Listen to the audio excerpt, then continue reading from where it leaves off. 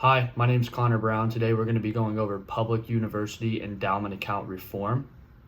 A good place to start with this is going to be the student loan crisis, along with the financial burden that current students are front loading. Cost of admission to get into a lot of public schools and cost of attendance is rising year over year and oftentimes reaching all-time highs for a lot of these public universities, along with also the student loan crisis also being just as bad. It is the student loan debt is growing year over year and has reached some all-time pretty high numbers. All the while this is happening, we have universities that are bankrolling millions and millions of dollars, if not billions of dollars, most of which is being funneled into these endowment accounts. And you might be wondering, Connor, how is this happening? These are government entity, nonprofit organizations. Well, endowment accounts are the method in which schools are able to bankroll that much money. It's getting so bad to the point that when you look at the Forbes 500 list for 2024 that they recently posted, a lot of public universities, if they were eligible to be on the list as a for-profit company, they would be able to make the Fortune 500 list. Is how big some of these organizations are, and I believe that we're in drastic need for reform with that. Specifically in the case of helping students, I think we should use that reformation to help students with current cost of attendance, future students with cost of attendance, along with also past students who are struggling with student loan debt.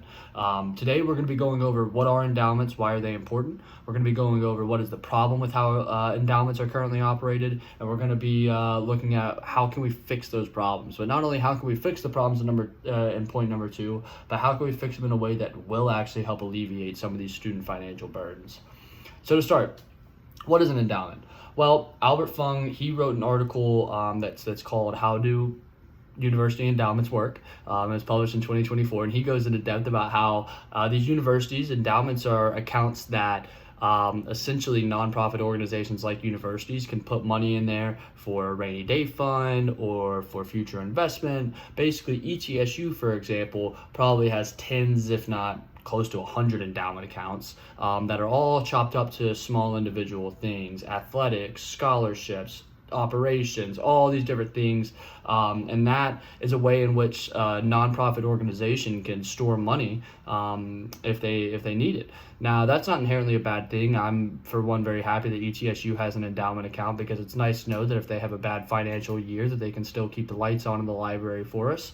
But we're getting to a point now where ETSU has over, this is actually according to ETSU's website, they have over, their current endowment value is over $145 million. Which is quite concerning, considering how many excess dollars the school has for being a nonprofit. So now let's look at what are some problems with endowments.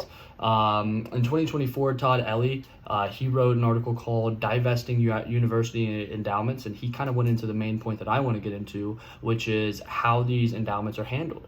It's not necessarily a bad thing that universities are bankrolling tons of money. I personally don't have a problem with it. The problem is that it's the stockpiling and the hoarding of the funds. Most universities operate under the rule that you don't invest more than, or you don't pull more than 5% of the endowment value out of the account year over year.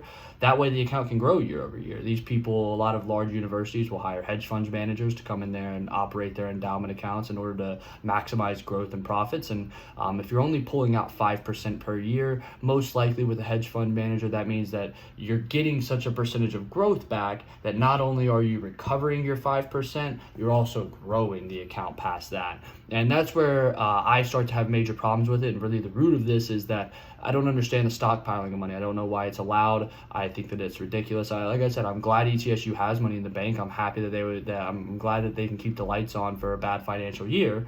But $140 million for a school of our size is quite ridiculous, if you want my honest opinion. But we'll move on and kind of look at, well, how are we going to fix this problem? How are we going to fix the problem that universities are stockpiling money while also attendance is at an all-time high, student loan crisis is getting worse, and these universities are just holding on to the millions of dollars. Well, I think there's 1,000 different solutions that you could come to. According to Rebecca Safier from USA Today, student loan debt has now surpassed $1.75 trillion. And I think that's the main point that I would want to tackle. Student loan debt is a really popular conversation in the current political discourse, specifically because of that $1.75 trillion of debt. Over 90% of it is federal student loan debt. So when we talk about student loan debt forgiveness, we have to understand that if you want to go in there and forgive those loans, that money has to come from somewhere. And most likely, as it currently stands, that would come out of the taxpayer's pocket. And I, for one, feel like I would feel gypped if I attended a public university when their cost of attendance was at an all-time high. I then took out loans that have very high interest rates. And then on top of that, I took out private loans, so I wouldn't even get a refund. But if a refund were to come, most likely we would also feel the effects on the tax end. It would come out of our tax dollars. I think that's a ridiculous way of doing it when universities have as much money as they do. So for me, I would look at, since these universities are nonprofits, it's very hard to tax them. Oftentimes they're tax exempt. Their endowments accounts, for everything that I researched, for the most part, are tax exempt. And I would look at taxing the endowment accounts and forcing the schools to tackle the student loan debt crisis out of their endowment accounts. I would look at taxing either capital gains. I would look at either taxing any deposits into the account, kind of like a Roth IRA. You get taxed on the front end of your deposits. You don't get taxed on what you pull out. You get taxed on what you put in. So that money can still grow tax-free. But any way you want to do it, I think that the best solution is to go into these universities, tax the crap out of their endowments, take that money and use it for the student loan crisis to help alleviate those dollars. That way, us as former students, current students, won't be having to pay for our own refund. Then it kind of defeats the purpose if we're paying through it through our tax dollars. So I hope that all of these points have kind of showed you that there is a major problem with endowments and how they relate to the student loan crisis. Obviously, like I said, these school funds can be used to relieve people of their student debt. They can be also used to relieve current students of cost of attendance and help relieve that. I think that everybody can agree that cost of college is getting is getting really, really high, and it's getting harder and harder to attend. So some help there and relief there would also be welcomed. Looking back at what we kind of covered, we looked over what is an endowment, we looked at what is the problem with endowments, and we looked at how are we going to solve this problem in a way that can help alleviate some of the student loan crisis. And there is no obligation without these for the schools by themselves to fix this problem. They have no obligation to the students to give that money back to them. So that's why I think it's so important that we all use our best activist voice and try to encourage our legislators to implement policy that can tax these endowment accounts in order to help alleviate some of the student loan crisis. Thank you.